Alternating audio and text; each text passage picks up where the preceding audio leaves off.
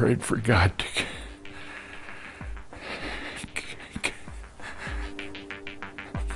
to heal her, but to guide the hands of the surgeon. Give him the wisdom to know what to do and the steady hand to do it. I'm Judy Price, and I was just turned 53 at the accident.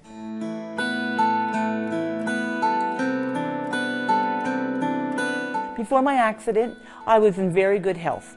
She could lift 50-pound bags of birdseed with, no effort. I'm a very active person. I love nature and I like being outside. I ride and drive motorcycles. My husband and I are active square dancers. Bicycling, we like to go bicycling in the neighborhood. When we lived in Virginia, we used to like to go canoeing. I give it all. If I go skiing, I give it all. I go snowmobiling, whatever it is, the yard, the lawnmower, the weed whacker, the leaf blower, I'm the woman you want to call. She's very energetic, very upbeat, always positive. I am a person that gives 120%. People, even at work, I give 120%.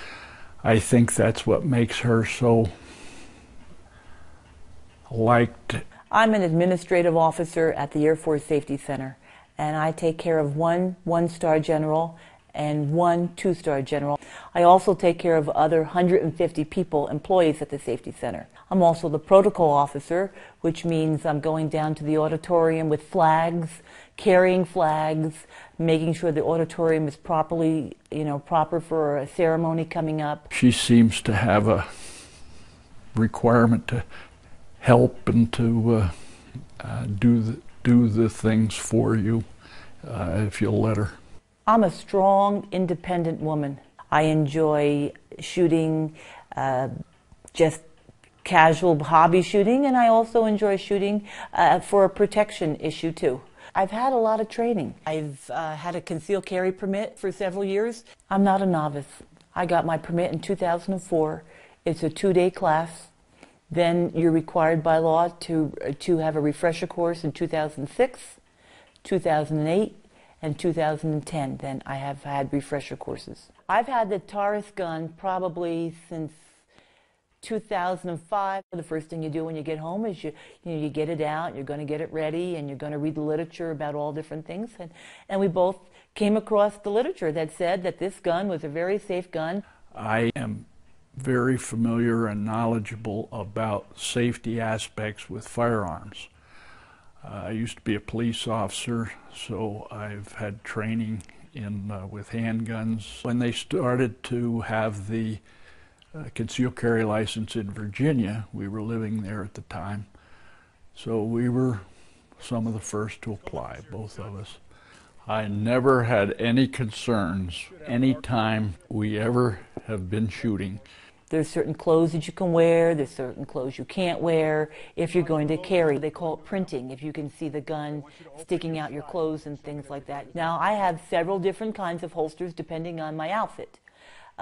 Clothes that I would wear that have an elastic waist cannot have in the pants holster because there is nothing to hold the holster on you then. So in those cases, I have something called a smart carry. And it's a cloth pouch that's held together in the back with Velcro, and you just snap it around you that way, and you put the gun on one side, and there's room with for another magazine and your concealed carry permit on the other side. Now, I do have another holster that I would wear with jeans. It actually it's in the pants, and it's made out of hard plastic, and it's kind of molded to the shape of your gun. We go to Calvary Chapel in Albuquerque, New Mexico, and part of our ministries, there's several different types of ministries. It's called the safety ministry. If something would happen at church, an active shooter or a situation would arise, Paul and I would stand up and help the situation if we could. Okay, your stance, you feel good? Yeah. All right. 2 rounds, center mass, 10 seconds. Front sight, fire. Nice and slow. Beautiful. Beautiful. Scan. Reholster. Good.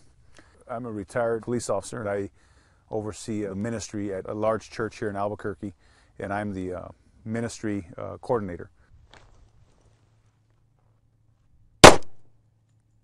We allow certain people that have shown that they have the proper skills and are able to manipulate a weapon and engage targets and know the liability of carrying a concealed carry weapon, which Judy and Paul both do. We've been out to the range with them several times as a group training.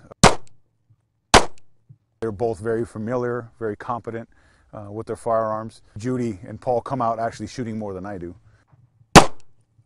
Good job, Judy. Her shoot pattern is very close, which means that she's very familiar with her weapon. And that's the whole point. She can move and shoot. She can manipulate her weapon. She can engage the target. Her gun safety skills are there.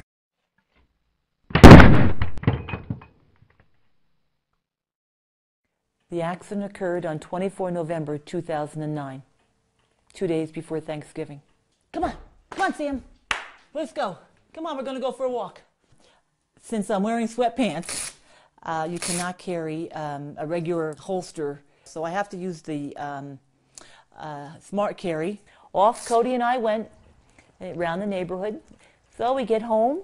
As we passed the office door, I said to Paul, "We're home." Well, I was sitting here at the computer doing some work. I decided to stop at the closet and take off my top. And as I did, the Velcro on the holster, the smart carry holster, got entrapped into my nice fuzzy sweatpants top.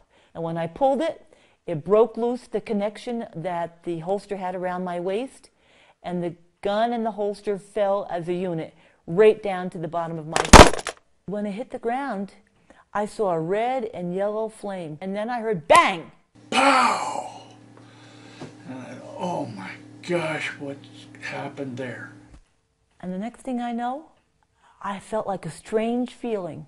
And I put my hand there, and I went, oh no. And then, right then, I knew my life is totally different. This is not worrying about who's going for Thanksgiving dinner. I mean, this is life and death now. I heard Judy holler, "Call 911." I knew that you just can't stand around and wait. So with that, I laid down on my side. And I said, "We've had an accidental discharge, and my wife has been shot." I was really kind of worried that my intestines were coming out.